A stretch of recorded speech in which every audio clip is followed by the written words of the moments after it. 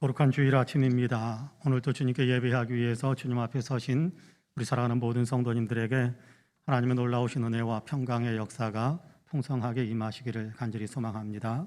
이제 우리 함께 감사하며 영광을 올려드리는 예배 하나님께 드리겠습니다. 조용한 기도 드리겠습니다.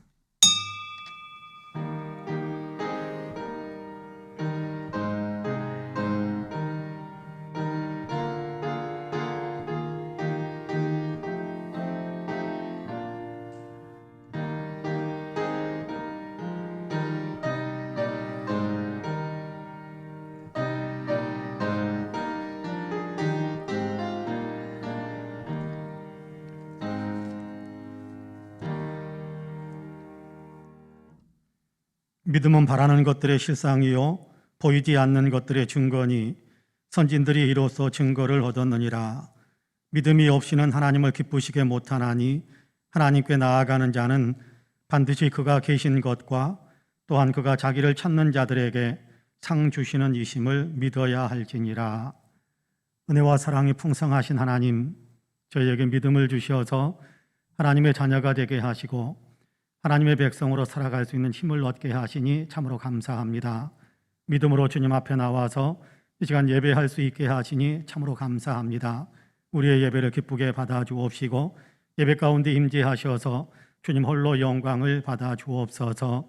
예배드리는 사랑하는 모든 성도들을 주님께서 믿음으로 더욱 견고하게 하셔서 주님과 동행하는 삶을 살며 주님의 이름으로 승리하는 삶을 살아갈 수 있는 능력으로 충만해지게 하여 주옵소서. 감사드리며 예수님의 이름으로 기도하옵나이다. 아멘. 함께 일어나셔서 찬송가 4장으로 우리 주님을 찬양하시겠습니다.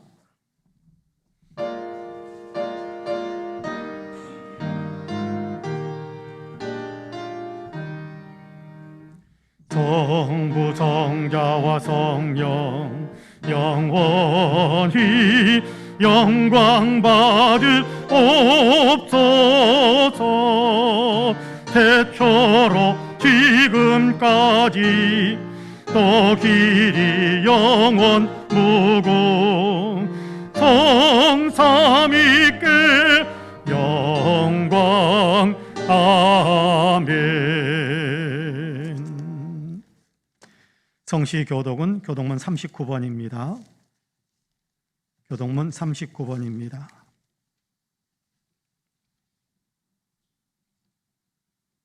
교독문 39번 교독하시겠습니다. 오라 우리가 여호와께 노래하며 우리가 감사함으로 그 앞에 나아가며 여호와는 크신 하나님이시요 땅의 깊은 곳이 그의 손 안에 있으며 바다도 그의 것이라 그가 만드셨고 오라 우리가 굽혀 경배하며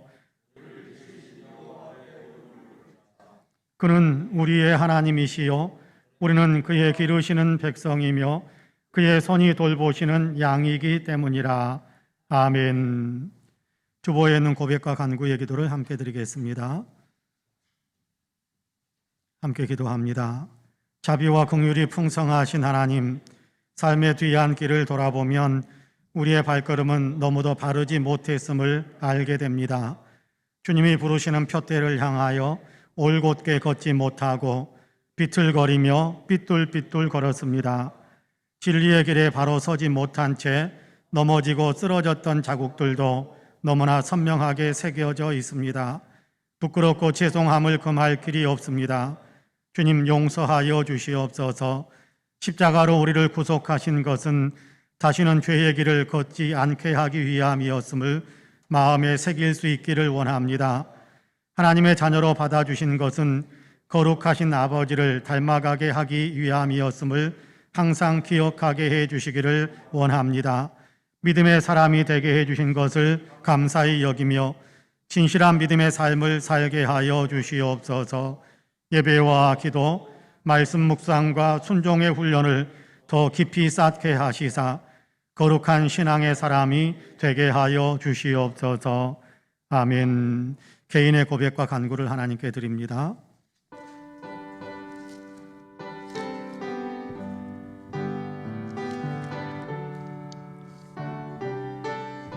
주님, 긍휼히 여기시옵소서. 저희의 자비에 은총을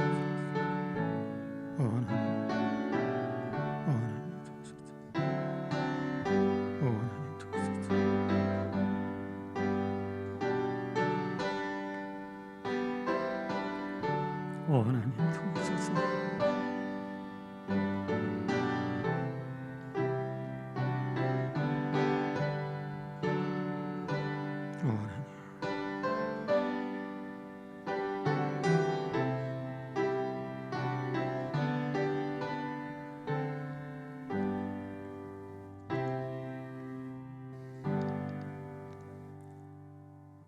그가 우리를 흑암의 권세에서 건져내사 그의 사랑의 아들의 나라로 옮기셨으니 그 아들 안에서 우리가 속량 곧 죄사함을 얻었도다 라는 말씀에 의지하여 하나님께서 저와 여러분 우리 모두를 그분의 외아들 예수 그리스도 안에서 다 용서하셨음을 주님의 이름으로 선포합니다. 아멘.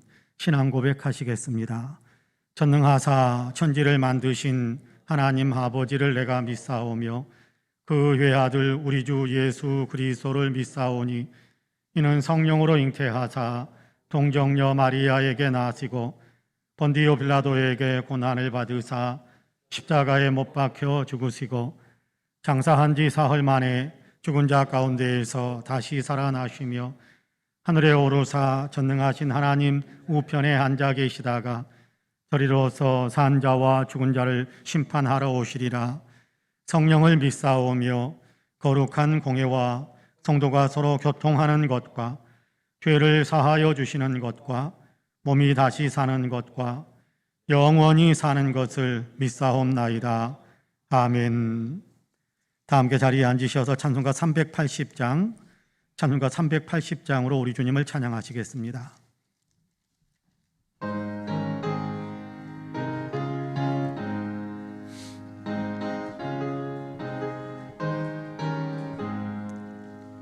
나의 생명 되신 주님 앞에 나아갑니다.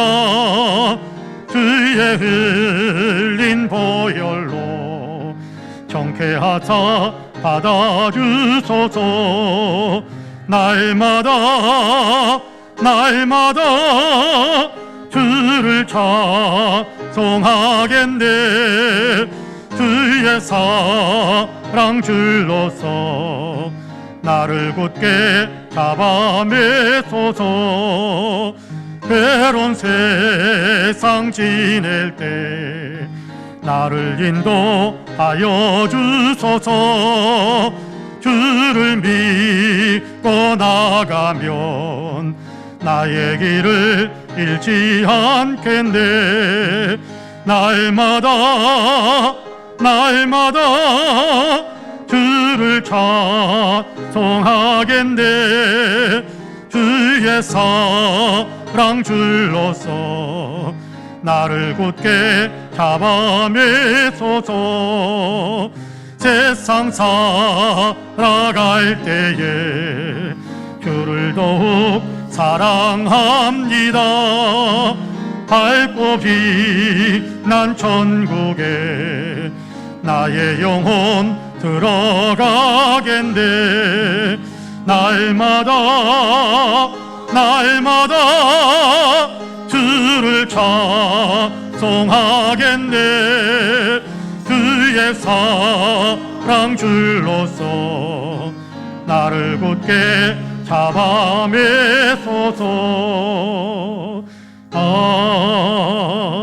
아멘. 예배를 위해서 서경렬 장로님께서 기도하시겠습니다.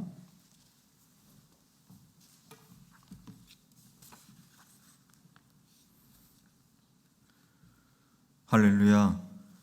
천지 만물을 지으시고 인생들을 이끄시는 창조주 하나님을 찬양합니다. 어제나 오늘도 동일하신 그 사랑과 은혜로 영원하신 우리의 주가 되어주시니 감사합니다. 우리가 가장 초라한 모습으로 가장 부끄러운 모습으로 인생의 소망을 잃어버릴 때, 그때에는 더욱더 우리의 구주가 되어주시니 찬양과 감사를 드립니다. 지난 한 주간도 우리 인생들이 세상과 죄악 가운데 살아갈 때도 외면하지 않으시고 불꽃 같은 눈동자로 지켜주시고 때마다 순간마다 막힌 길은 열어주시고 어두운 곳은 빛으로 인도하심을 감사합니다. 주님의 은혜로 매 순간 살아가고 있음을 깨닫게 하심도 감사합니다. 오늘은 주님께서 기뻐하시는 예배하는 날에 여전히 우리의 모습은 변화되지 못하고 주님의 말씀에 순종하지 못한 채 주님 앞에 섰습니다. 여러 모양으로 주님 곁에 찾아왔지만 초라하고 부끄러운 모습임을 주님 아시지요? 하지만 이런 모습도 사랑하시고 용서하신다는 약속을 의지하여 자백하는 마음으로 머리를 숙입니다. 불쌍히 보시고 긍휼을 베푸시옵소서. 하나님께서 함께 하시는 거룩한 성전에서 우리의 마음 문을 하나님께로 활짝 엽니다. 우리 심령의 문을 하나님께로 활짝 엽니다. 이 시간 들어오셔서 우리의 전부가 되어주시고 주님의 사랑과 평강을 차고 넘치도록 가득가득 채워주시옵소서. 우리 예배를 받아주시옵소서. 이 세상이 교회에 실망하고 성도들에게 실망하고 주님께서 말씀하신 거룩함을 찾아볼 수 없는 이때에 부끄러움은 우리의 모습이 되어버렸습니다. 손가락질은 우리의 이름이 되어버렸습니다. 우리의 모든 욕망의 말과 위선의 행동은 우리의 죄악됨을 구원하신 주님의 십자가를 다시 죄악으로 색칠하고 있음을 용서하여 주시옵소서. 우리를 불쌍히 보시고 주님께로 돌이키게 하옵소서. 하나님, 이 땅과 주님께서 사랑하시는 백성들과 주님을 알지 못하는 죽은 영혼들이 악한 질병과 병마로부터 위협을 받고 있습니다. 불쌍히 보시고 잘 이겨낼 수 있도록 보호하여 주시옵소서. 무엇보다 악한 질병과 병마들을 통한 하나님의 뜻이 무엇인지 깨닫는 하늘의 지와 명철을 부어주시고 이때에 믿는 주의 백성들과 거룩한 교회들이 또 하나님께로 가까이 가는 은혜를 주시옵소서. 이 고난을 깨닫는 자들이 복이 있게 하시고 더욱 하나님께 간절히 기도하게 하시고 복음 앞에 겸손하게 순종한 자들이 되게 하사 주님이 부르시는 인생길의 끝자락까지 달려갈 길을 다 달린 후 온전히 하나님을 향한 믿음을 지킬 수 있도록 복에 복을 더하시고 고난 중에 믿음을 지킨 자들은 생명의 면류관으로 영광되게 하옵소서. 하나님, 송파은혜교회를 기억하여 주시옵소서. 하나님께서 함께 하시는 거룩한 교회, 세상을 넉넉히 이기고 남는 교회, 마라나타 주님 오실 길을 준비하는 교회, 모든 성도가 거룩한 하늘 영광의 잔치를 참여하는 교회로 쓰임받게 하옵소서. 성령님, 우리를 인도하여 주시옵소서. 주님 사랑합니다. 오늘도 말씀을 기대합니다. 우리의 마음문을 엽니다. 주님 들어오셔서 우리를 감동케 하시고 우리의 심장이 주님으로 다시 뛰게 하시고 영의 눈과 귀가 주께로만 집중하게 하옵소서. 말씀을 담대언하실 박지희 목사님께 불같은 성령을 부어주시고 마가의 다락방 기적이 이 예배 가운데 고개를 숙이고 마음문을 활짝 열은 모든 영혼들에게 충만하게 은혜를 부어주시옵소서. 하나님, 오늘도 하나님을 기쁘시게 하는 손길들이 있습니다. 담임 목사님을 도우시는 윤영민 목사님께 성령 충만한 은혜와 축복을 내려주시고 강건케 하옵소서. 보이지 않는 손길도 축복하시고 모든 것이 하나님께로만 영광 돌리는 은혜의 자리, 헌신의 자리, 그리고 보지 않고 말씀만으로도 믿고 결단하는 감사의 시간이 되게 하여 주시옵소서. 이제 다시 세상을 향해 나갑니다. 오늘의 말씀은 우리의 걸음을 더욱 반석 위에 세우고 견고하게 하사 세상 풍파와 유혹이 몰려와도 예수 그리스도 이름의 능력으로 이길 줄 믿습니다. 항상 우리와 함께하여 주시옵소서. 우리 교회 섬기게 하심을 감사합니다. 주님 십자가 감사합니다. 이 모든 말씀 우리를 구원하신 예수 그리스도의 이름으로 감사 기도드립니다. 아멘.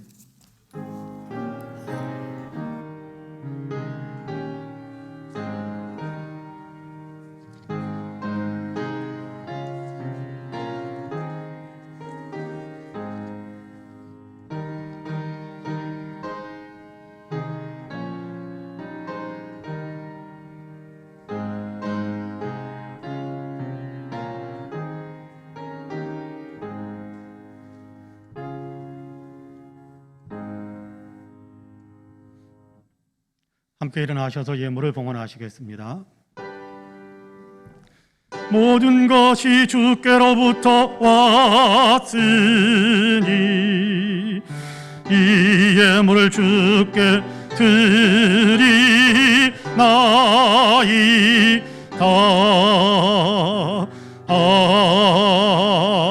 아멘.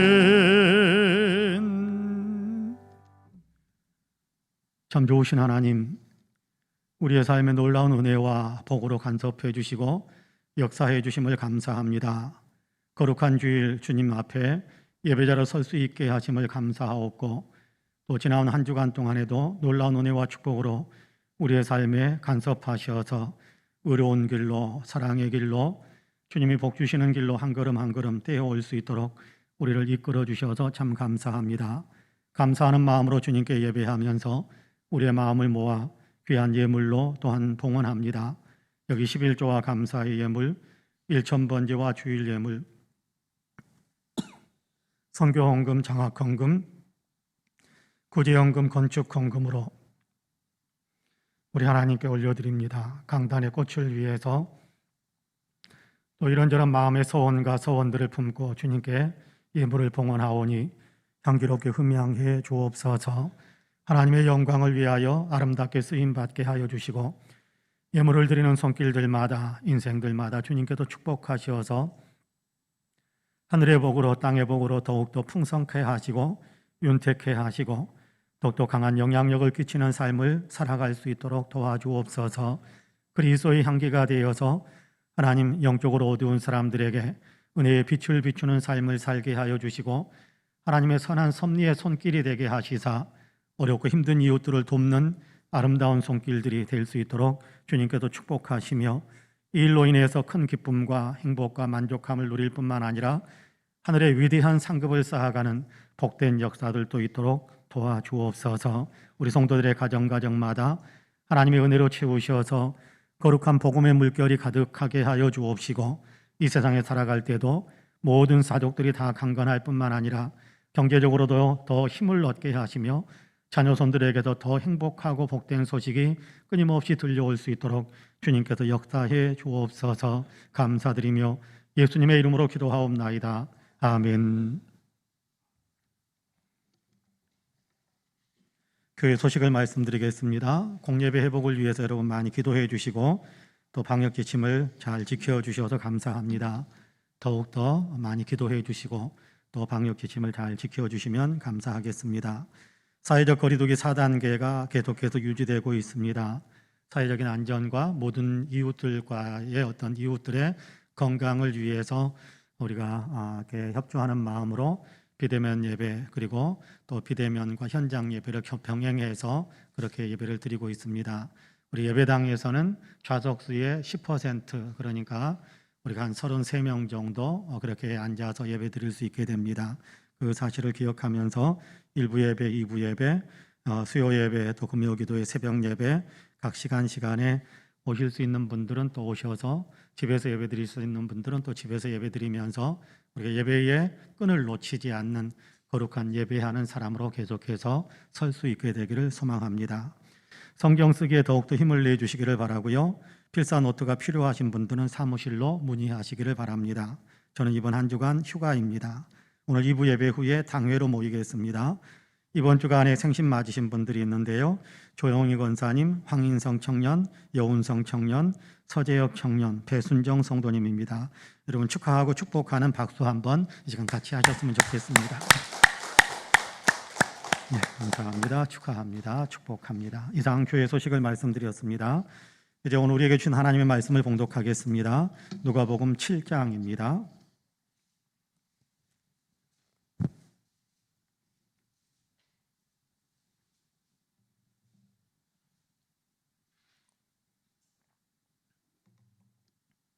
누가복음 7장 2절에서 10절까지의 말씀을 봉독하겠습니다.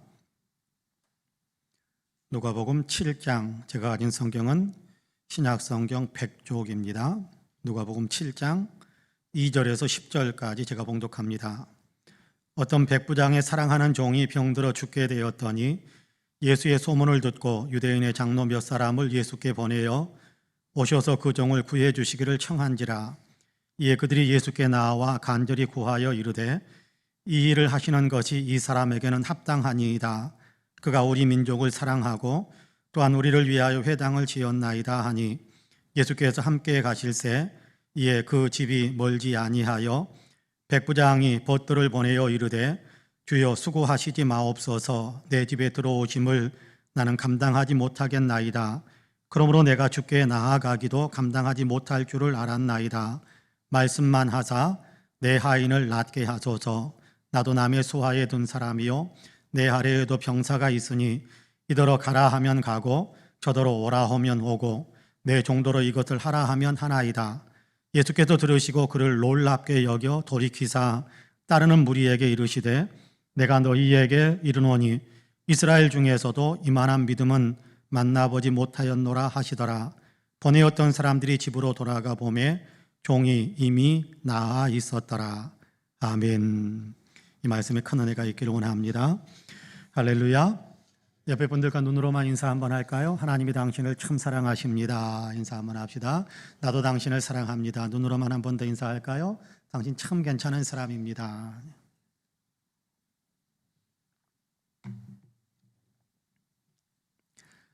복음서를 읽다 보면 예수님께서 놀랍게 여기셨다, 예수님께서 깜짝 놀랐다라는 그런 표현이 3번 등장하고 있는 것을 보게 됩니다. 마태복음 8장, 그리고 마가복음 6장, 그리고 누가복음 7장에 예수님이 놀랍게 여기셨다, 예수님이 깜짝 놀라셨다, 그런 표현이 등장하는 것을 보게 됩니다.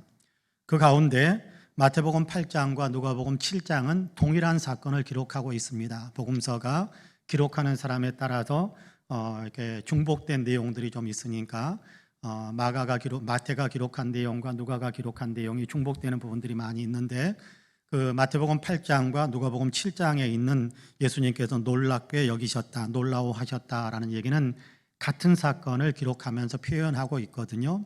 예수님이 정말 놀란 건 맞는 것 같아요. 그러니까 두 저자가 다 동시에 그렇게 이야기하고 있는데, 이 두 기록이 한 사건을 이야기한 것이기 때문에 실제로 예수님께서 놀라워하셨다라는 어떤 그런 장면은 두 장면이다, 그렇게 생각하셔도 될 것 같습니다.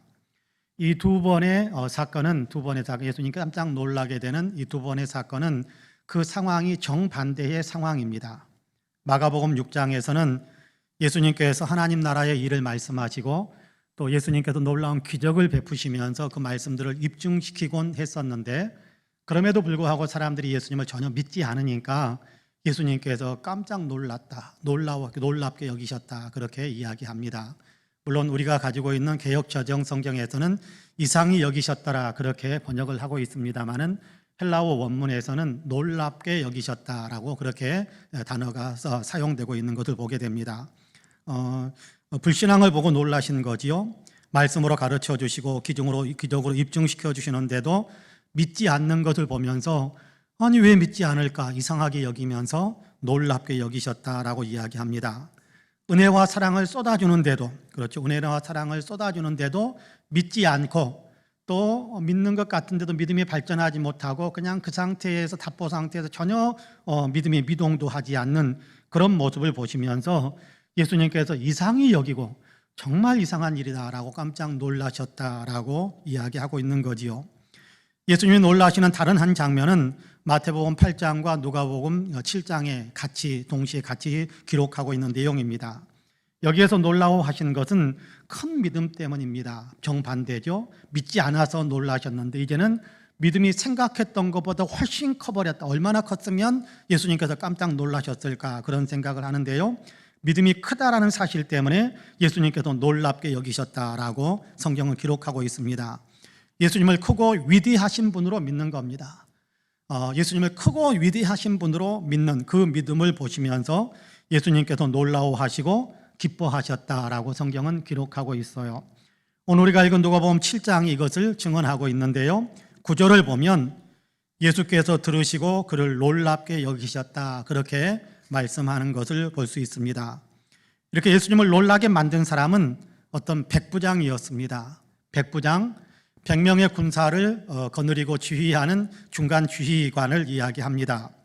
당시 이스라엘을 통치하고 있는 로마 군대의 중간 지휘관으로서 로마 사람이요, 유대인 땅에 살고 있는 유대인들의 입장에서 보면 이방인이었던 백부장입니다. 이 백부장에게 문제가 생겼었습니다. 그의 종 하나가 병이 들어서 어떻게 회복되지 못하고 다 죽어가는 상황에 놓이게 된 겁니다. 사랑하는 마음이 어떻게든지 그 종을 고쳐주고 또 그 종을 살려주고 싶은 생각에 이런저런 방법들을 다 동원했었는데, 그럼에도 차도가 없던 차에 예수님에 대한 소문을 듣게 되었고, 예수님이시라면 능히 내 종을 낫게 하실 수 있게 될 거다, 낫게 하실 수 있을 것이다 라는 믿음을 갖게 됩니다. 그래서 친분이 있는 유대인 장로들에게 예수님께 내 종을 좀 고쳐주시라, 그렇게 간청해 줄 것을 부탁하게 됩니다.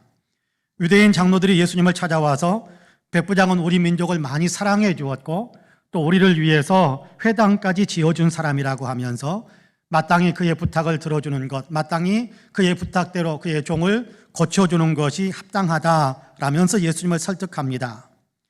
예수님이 백부장의 집으로 그렇게 옮겨가시는데, 백부장은 또 다른 자기의 친구들을 집 밖으로 내보내서 예수님을 맞이하며 이야기하게 합니다. 예수님, 일부러 집에까지 오시는 수고를 하지 마시기를 바랍니다 라고 이야기합니다. 예수님이 내 집에 들어오시는 것을 나는 감당할 수 없습니다. 나는 감히 예수님 앞에 설 수도 없는 존재라는 사실을 제가 잘 압니다. 나에게 군대가 있고 나도 군대에서 복무하기 때문에 상관이 명령하면 그대로 따르고 내 밑에 있는 사람들도 내가 하라고 하면 지시하는 대로 다 움직이니까 예수님 그냥 말씀만 하시면 내 종의 병이 낫게 될 것을 나는 믿습니다 라고 고백한 겁니다. 이 고백을 들은 예수님이 굉장히 놀라셨습니다. 이 고백을 하는 사람을 굉장히 놀랍게 여기셨어요. 내가 너희에게 이르노니 이스라엘 중에서도 이만한 믿음을 만나보지 못하였노라. 예수님께서 그렇게 말씀하실 정도로 놀랐습니다. 칭찬하시면서 놀라시면서 기뻐하시는 장면이라고 생각을 합니다. 큰 믿음의 사람이라는 거지요. 그리고 그의 종의 병을 깨끗하게 치유해 주셨습니다. 예수님께서 이만한 믿음을 보지 못했다라고 말씀하시는 칭찬, 또 놀라워하시는 그런 백부장의 믿음, 귀양으로도 예수님을 믿는 사람으로서 예수님을 그렇게 크게 여길 수 있는, 예수님을 그렇게 높일 수 있는 그런 믿음의 사람이 되어야 하지 않을까라는 생각을 합니다. 믿음도 없고 믿음도 잘하지 않아서 예수님이 이상히 여기며 놀라워하는 그런 대상이 아니라, 야, 나를 이렇게 제대로 알아주는구나, 나를 이만큼 더 많이 알고 있구나, 나를 이만큼 더 신뢰하는구나 라고 깜짝 놀라워하면서 기뻐하고 칭찬해 주실 수 있는 그런 믿음의 대상이 되었으면 좋지 않겠습니까? 그러기 위해서는 오늘 우리가 이 시간 백부장의 믿음을 좀 배울 필요가 있을 것 같은데요, 이 시간 그 믿음을 좀 배우려고 합니다.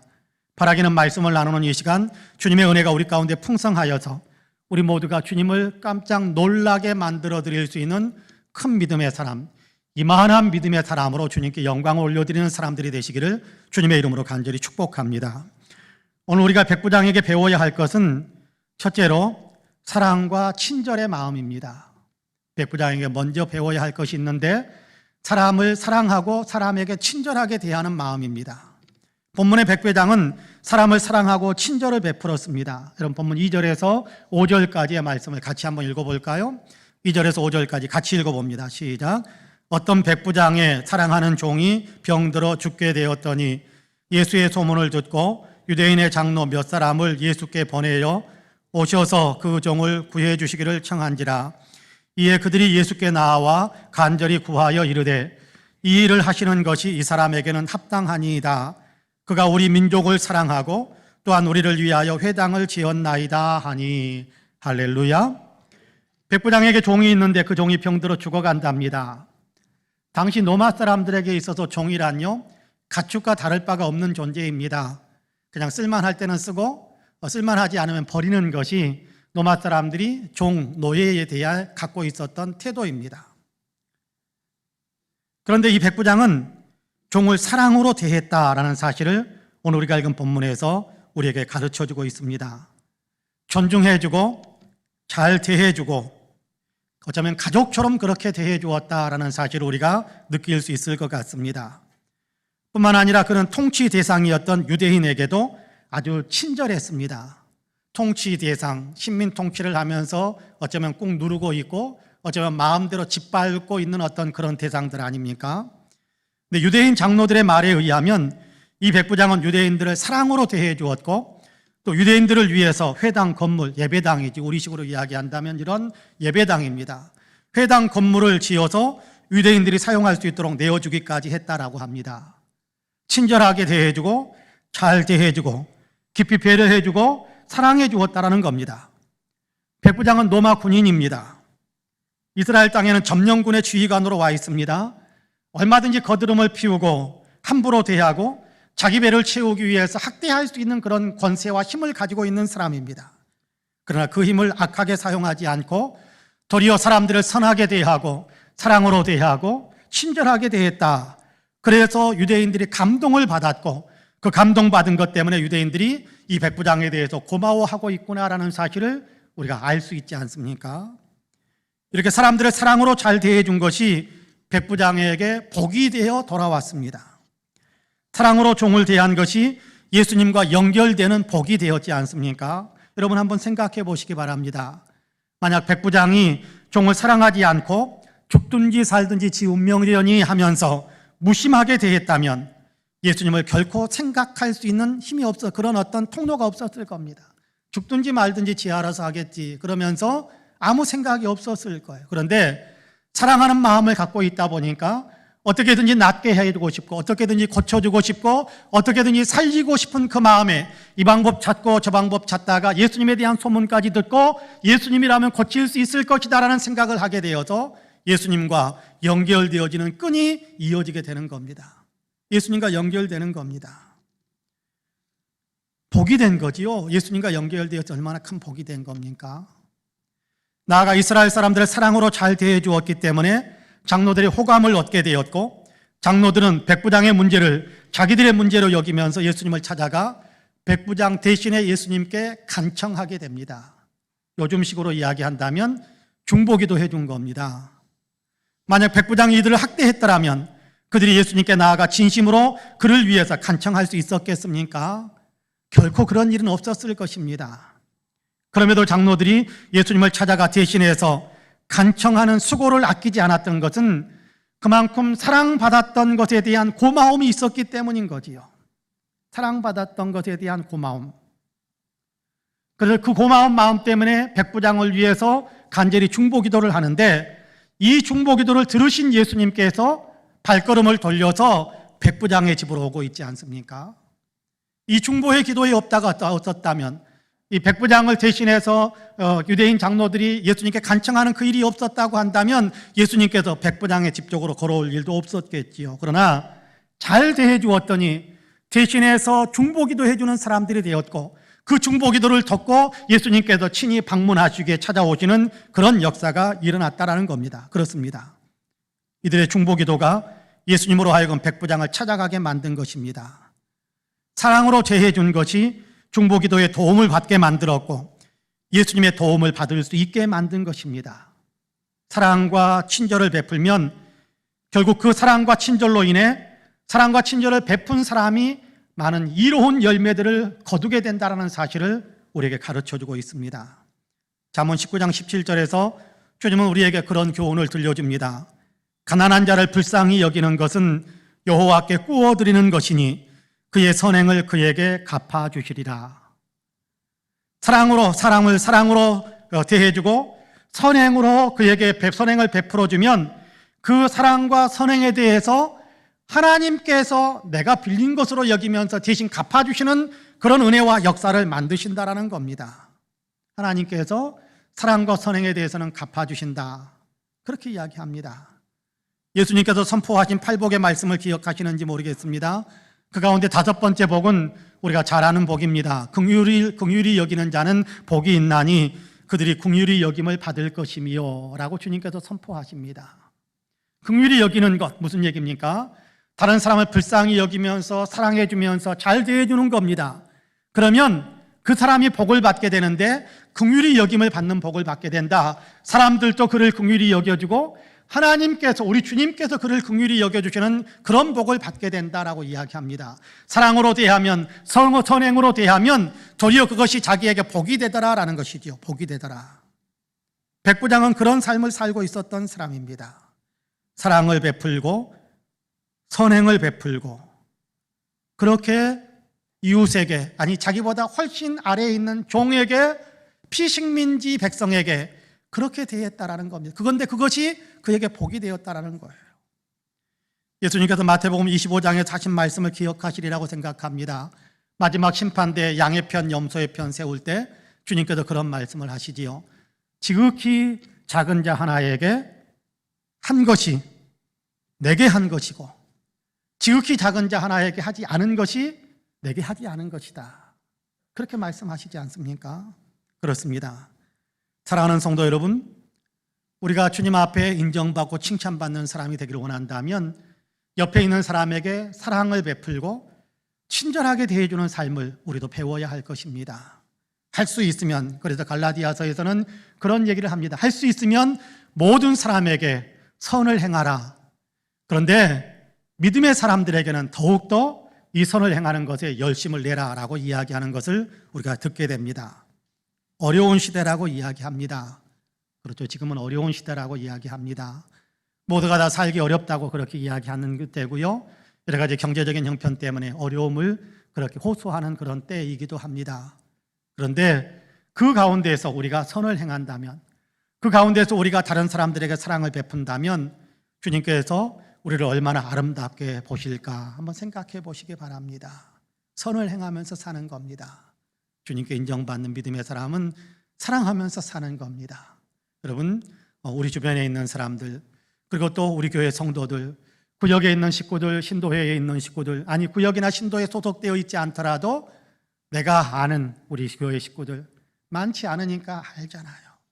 혹시 어렵지는 않는지, 어려우면 내가 어떻게 사랑으로 돌보아 줄 수 있을지, 어려우면 내가 그를 위해서 어떤 선한 일을 해줄 수 있을지, 어떻게 친절하게 대해줄 수 있을지 한번 생각하면서 그것도 우리가 실천해 간다면 주님이 우리를 더 아름답게, 더 선하게, 더 긍휼히 여기시는 복으로 우리에게 갚아주실 겁니다. 바로 그런 복에 참여하는 우리 성도님들이 되시기를 주님의 이름으로 간절히 축복합니다. 아멘. 둘째로 우리가 백부장으로부터 배워야 할 것은 겸손입니다. 겸손. 주님께 칭찬받는 믿음의 사람 백부장은 지극히 겸손했습니다. 여러분 본문 4절에서 7절까지의 말씀을 같이 한번 읽겠습니다. 4절에서 7절까지 같이 읽습니다. 시작. 이에 그들이 예수께 나아와 간절히 구하여 이르되 이 일을 하시는 것이 이 사람에게는 합당하니이다.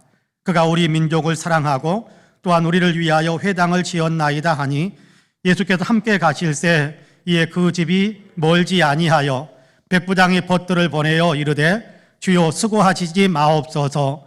내 집에 들어오심을 나는 감당하지 못하겠나이다. 그러므로 내가 주께 나아가기도 감당하지 못할 줄을 알았나이다.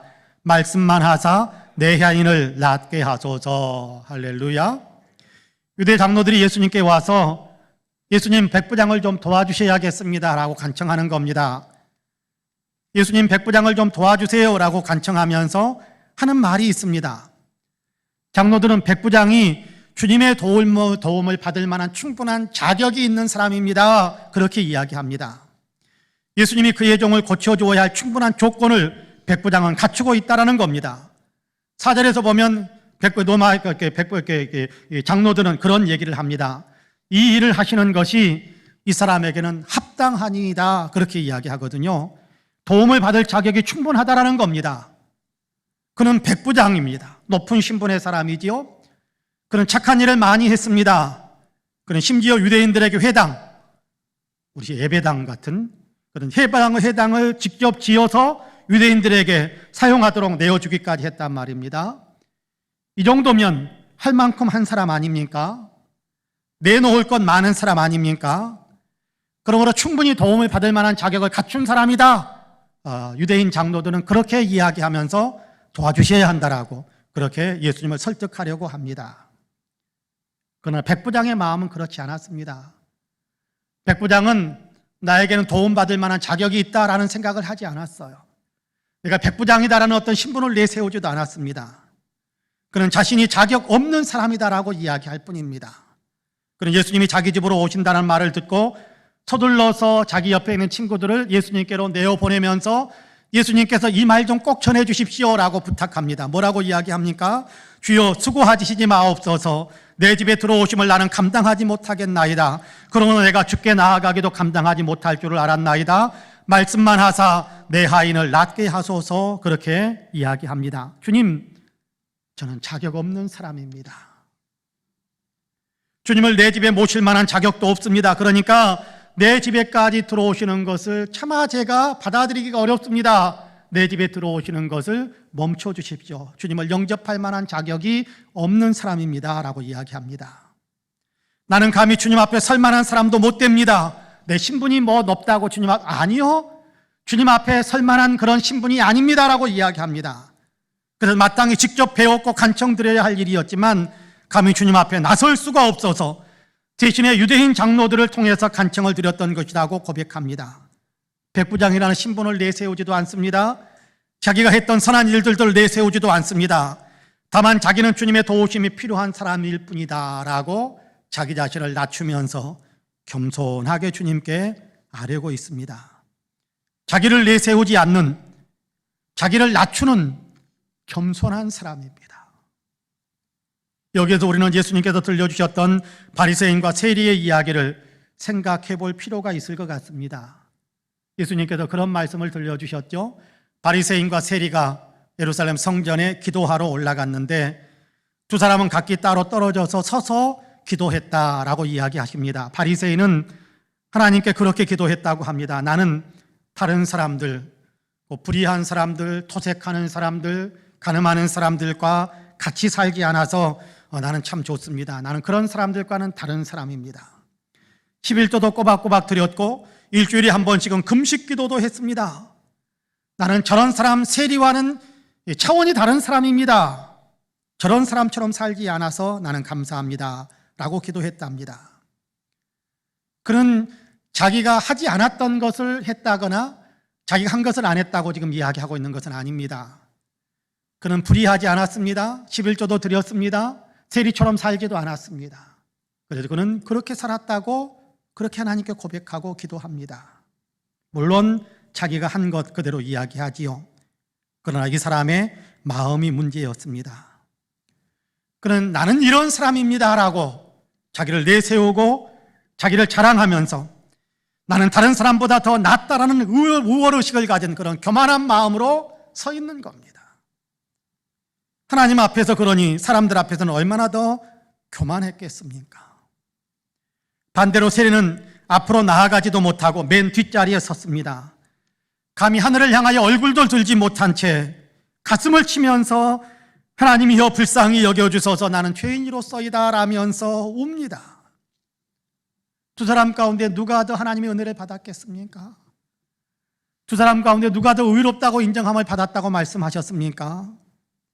예수님은 세리가 하나님께도 의롭다고 인정함을 받았다 그렇게 말씀해 주셨습니다. 그러면서 결론적으로 그렇게 될 수 있었던 것에 대한 이 비유의 말씀에 대한 분명한 마지막 결론으로 뭐라고 말씀하시느냐 하면 무릇 자기를 높이는 자는 낮아지고 자기를 낮추는 자는 높아지리라 그렇게 말씀하셨습니다. 자기를 낮추는 것 겸손입니다. 다른 사람을 나보다 더 나은 사람으로 여기면서 사는 거지요. 다른 사람을 나보다 더 높이면서 다른 사람보다 나를 더 높이면서 사는 것, 이것은 교만이지요. 성경은 교만은 패망의 선봉이요 넘어짐의 합잡이요 교만한 사람에게는 하나님의 은혜가 들어갈 수가 없다라고 이야기합니다. 겸손한 사람, 다른 사람을 나보다 더 낮게 여기는 사람, 다른 사람을 존중할 줄 아는 사람, 이런 사람이 하나님의 은혜를 받을 수 있다라고 이야기하기도 합니다. 야고보서 4장 6절의 말씀 여러분 같이 한번 읽어볼까요? 화면에 띄워줄 텐데 야고보서 4장 6절 같이 읽어봅시다. 시작. 하나님이 교만한 자를 물리치시고 겸손한 자에게 은혜를 주신다. 주님은 그렇게 말씀하십니다. 마태복음 11장에서 예수님은 나는 마음이 온유하고 겸손하니 내게 배워라. 나를 따르는 사람, 나를 믿는 사람, 나를 따르는 사람들인데 나처럼 마음이 온유하고 겸손한 사람이 되어라라고 이야기합니다. 그렇습니다. 겸손한 사람, 자기의 신분이나 자기가 한 일 때문에 자기를 높이지 않는 사람입니다. 다른 사람을 무시하거나 함부로 대하지도 않습니다. 내가 더 우월하다는 우월의식에 빠져 있지도 않습니다. 나보다 다른 사람을 더 낮게 여겨줄 줄 아는 그런 마음을 가지고 살아가는 사람입니다. 자기 공치사를 하지 않고 그래도 나는 부족한 사람입니다 라면서 자기를 낮출 줄 아는 사람입니다. 탁월한 영성의 사람 앤드류 머레이 목사님은 그의 책에서 이런 이야기를 들려줍니다. 많은 영성 지도를 통해서 얻게 된 결론인데 그는 그렇게 이야기합니다. 사람이 겸손한 마음을 갖는다는 것은 은총의 보금자리에 있다는 뜻이다. 겸손한 마음을 갖는다는 것은 은총의 보금자리에 서 있다는 뜻이다. 그렇게 이야기합니다. 겸손한 사람은 하나님의 은총을 받을 수 있는 자리에 서 있다는 겁니다. 겸손한 사람에게 하나님께서 은혜를 베푸시더라라는 것이지요. 겸손한 사람은 하나님의 은혜를 받게 될 자리에 서 있는 사람이라는 것입니다. 그렇습니다. 겸손한 마음을 품으면 하나님의 은혜가 흘러 들어옵니다. 내가 끌어당기려고 하지 않더라도 내가 겸손한 마음을 품으면 하나님의 은혜가 우리에게 흘러 들어오게 되어 있습니다. 그것이 하나님이 정하신 질서입니다. 바라기는 우리 모든 성도님들은 다 겸손하셔서 늘 하나님으로부터 충만한 은혜를 누리게 되는 그런 복된 삶을 살아갈 수 있게 되기를 주님의 이름으로 간절히 축복합니다. 마지막으로 예수님이 모든 것의 주인이심을 믿는 믿음입니다. 예수님이 모든 것의 주인이시다라는 사실을 믿는 믿음, 이 믿음을 백부장은 가지고 있었습니다. 예수님이 모든 것의 주인이시다. 예수님께서 역사를 주관하시고 만물을 주관하시고 인간의 생사화복을 주관하시고 모든 것에 대한 주권과 모든 것에 대한 권세를 가지고 계신 분이다라는 사실을 확실하게 믿는 믿음이 있었어요. 여러분 본문 7절에서 9절까지의 말씀을 같이 한번 읽어볼까요? 7절에서 9절까지 같이 읽습니다. 시작. 그러므로 내가 주께 나아가기도 감당하지 못할 줄을 알았나이다. 말씀만 하사 내 하인을 낫게 하소서. 나도 남의 수하에 든 사람이요 내 아래에도 병사가 있으니 이더러 가라 하면 가고 저더러 오라 하면 오고 내 종도로 이것을 하라 하면 하나이다. 예수께서 들으시고 그를 놀랍게 여겨 돌이키사 따르는 무리에게 이르시되 내가 너희에게 이르노니 이스라엘 중에서도 이만한 믿음은 만나보지 못하였노라 하시더라. 할렐루야. 예수님은 백부장을 가르쳐 이만한 믿음을 가진 사람이라면서 놀라워하고 기뻐하고 칭찬하십니다. 백부장이 놀라운 믿음을 가졌다라는 거예요. 예수님도 깜짝 놀랄 만한 믿음을 백부장이 가졌더라. 예수님께서 그래서 이만한 믿음이라면서 백부장을 놀라워하고 있습니다. 백부장은 자기 종이 병들어 죽어가고 있다면서 예수님께 고쳐달라고 간청을 했지요. 간청을 들은 예수님께서 백부장의 집으로 오고 계실 때 백부장은 또다시 아뢰입니다. 주님, 일부러 저희 집까지 오시는 수고를 하지 않으셔도 됩니다. 종의 병을 고쳐달라고 해서 찾아오고 있는데 집안에 안 들어오셔도 됩니다. 그렇게 이야기하는 겁니다. 그럼 어떻게 병을 고쳐달라는 걸까요? 고쳐달라고 해서 네 집에 갈게 그랬더니 집에 들어오실 필요 없습니다. 어떻게 병을 고치라는 거예요? 그냥 말씀만 하시면 종의 병이 나을 것을 나는 믿습니다라고 고백하는 겁니다. 군인으로서 자기도 상관을 모시고 있는데 상관이 이렇게 하라 하면 그냥 상관의 명령대로 자기가 움직인다라는 거예요. 내 밑에도 수하들이 있는데 내가 이렇게 해라 라고 명령하면 내 밑에 있는 수하들이 그 명령대로 다 움직인다라는 거예요. 현장에 있든지 없든지 명령권자가 명령하면 현장에서는 그 모든 일들이 다 그대로 진행되더라는 겁니다. 예수님이 바로 그런 분이시라는 거예요. 예수님께서 그냥 말씀만 하시면 병이 낫게 될 것을 믿는다라는 겁니다. 예수님이 상관이시라는 거예요. 예수님이 최고의 상관이시라는 거예요. 예수님이 모든 것의 상관이시라는 거예요. 모든 것 위에 계시는 상관, 말씀만 하시면 모든 것이 다 예수님의 뜻대로 움직여야 하고 또 움직일 수밖에 없는 만물의 상관이 예수님이십니다라고 믿는 겁니다. 엄청난 믿음의 고백입니다. 예수님이 주인이시라는 거지요. 예수님께서 모든 것을 주관하신 분이시라는 겁니다. 그러므로 예수님께서 말씀만 하시면 병이 깨끗하게 떠나게 될 것이다. 병도 예수님 명령 한마디면 떠나게 될 것이다. 귀신도 예수님 명령 한마디면 떠났지 않습니까? 병도 그렇게 될 것이라는 거예요. 내 종도 병들었지만 나서라, 일어나라 그러면 종도 일어나게 될 것이라는 거예요. 모든 것을 다 주님께서 말씀하신 대로 다 그렇게 움직여 가시는 분, 모든 것을 다 말씀 하나로 움직이고 조정하시는 분, 그냥 예수님께서 모든 것을 다 주관하시는 분이다라고 고백하고 있는 겁니다. 여러분, 우리가 전지전능이라고 그렇게 고백을 하지만 실질적으로 우리가 정말 주님이 전능하시고 모든 것을 다 주관하신다라는 믿음이 우리에게는 없을 때가 많습니다. 그런데 자기 현실적인 문제 앞에서 백부장은 지금 그렇게 하고 있어요. 여러분, 현실적인 문제가 없을 때는 전지전능하신 하나님 우리가 고백하기도 하지만 현실적인 문제에서는 하나님이 전능하신 분으로 안 보일 때가 많아요.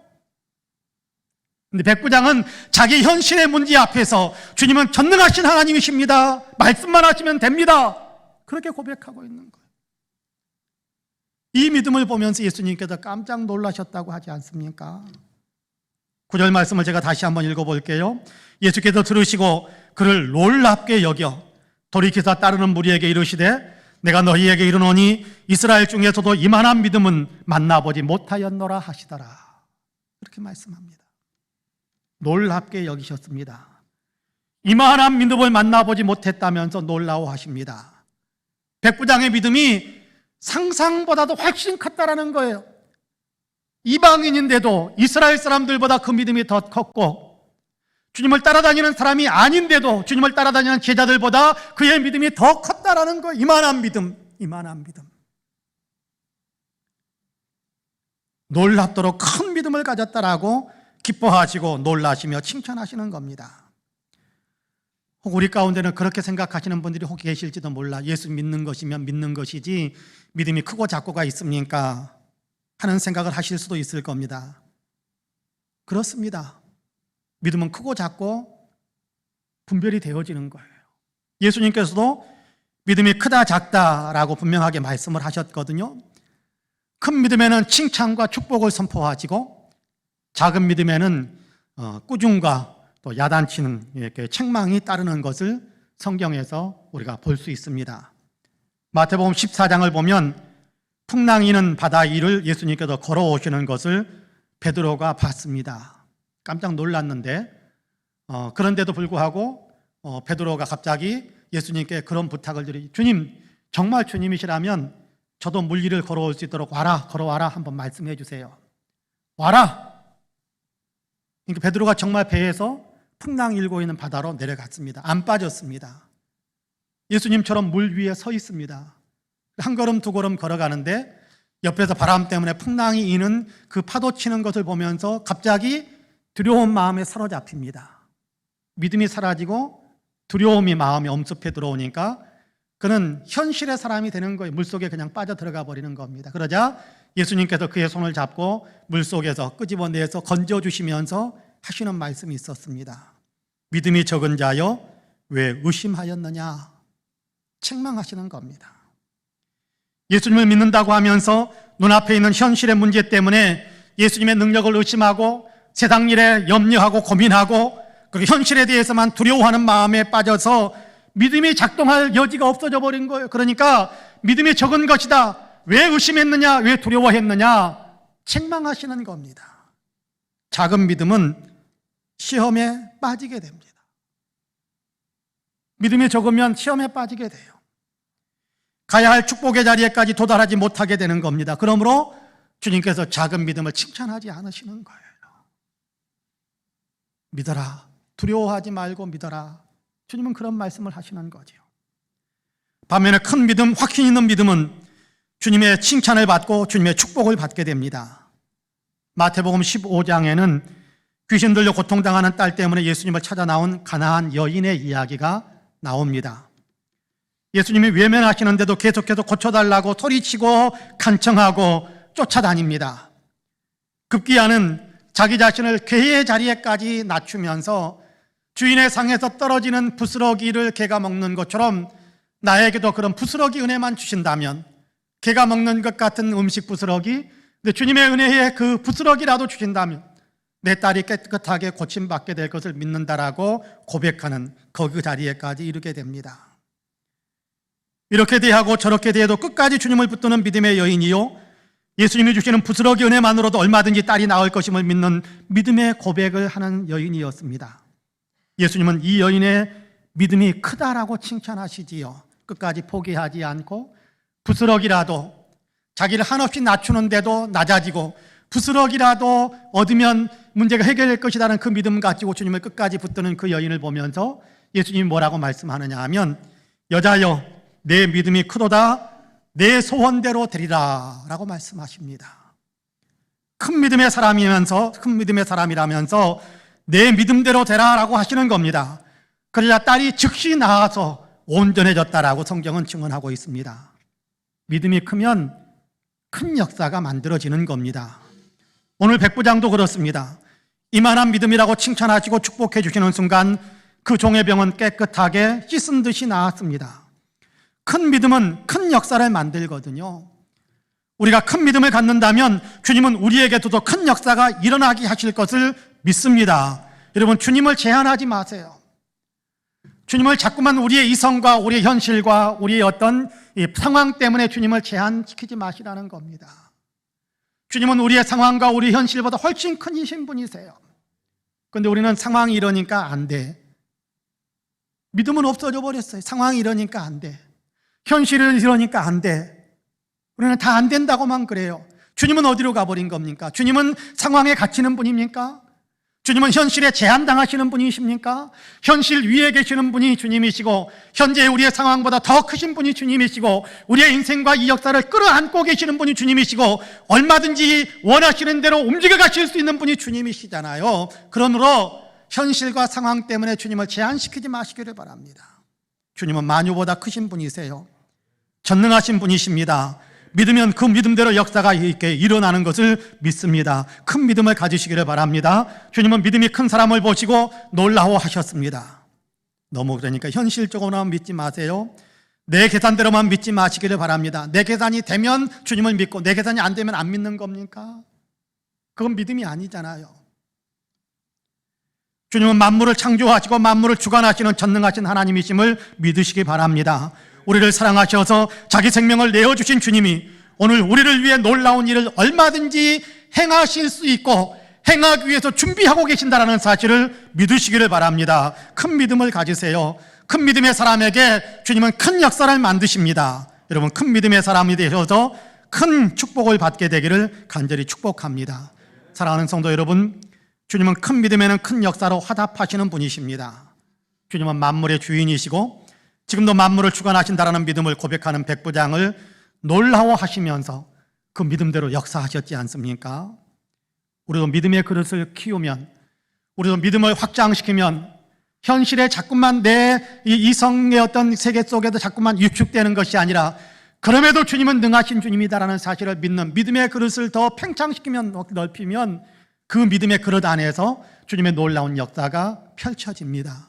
바라기는 우리도 주님을 놀랍게 해드리는 믿음의 사람들이 되시기를 바랍니다.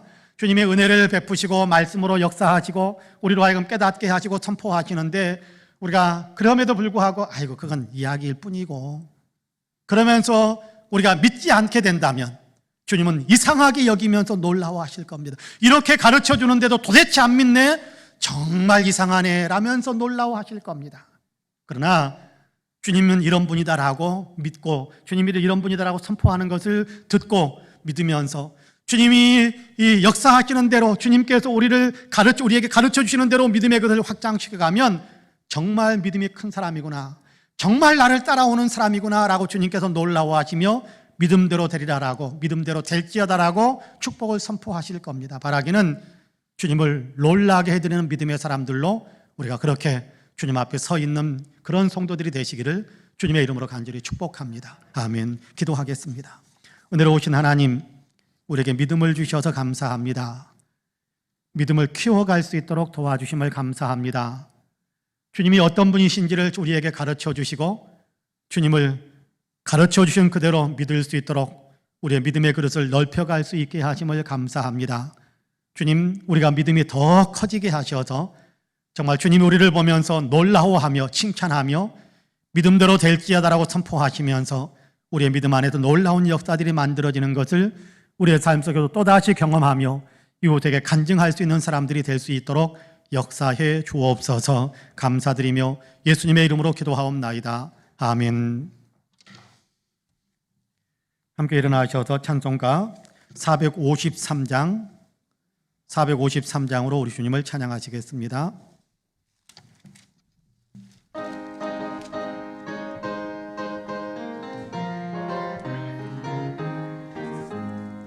예수도 알기 원하네. 크고도 넓은 은혜와 계속해 주신 사랑을 간절히 알기 원하네. 내 평생의 소원, 내 평생의 소원, 계속해 주신 사랑을 간절히 알기 원하네.